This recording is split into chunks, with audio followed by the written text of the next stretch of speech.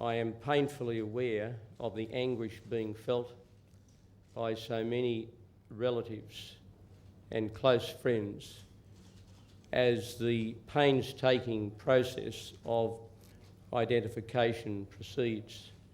I understand their anguish. I understand that the shock and the horror of losing somebody is being compounded by the inevitable delay that is taking place in the identification of remains.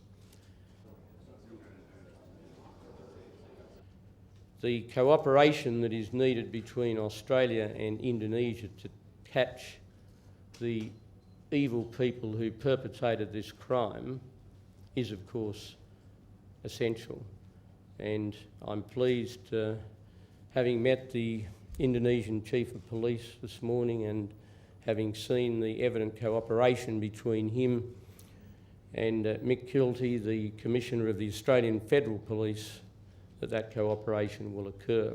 This crime was committed on Indonesian soil, and those who committed the crime must be pursued in accordance with Indonesian law. But in pursuing the people who committed this crime, the Indonesian authorities will have the total cooperation of the Australian Federal Police, and I know in turn the Australian Federal Police will be able to draw upon the immense resources of the various state police.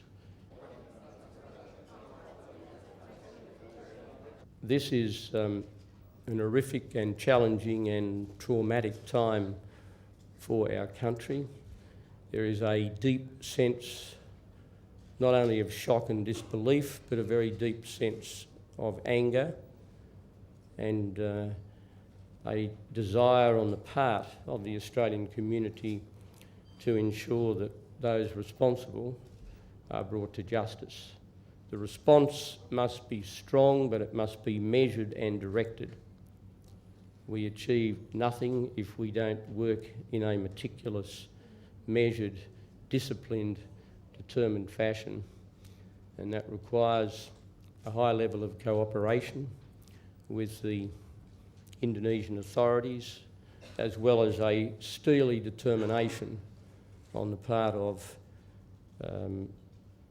the Australians involved in the investigation.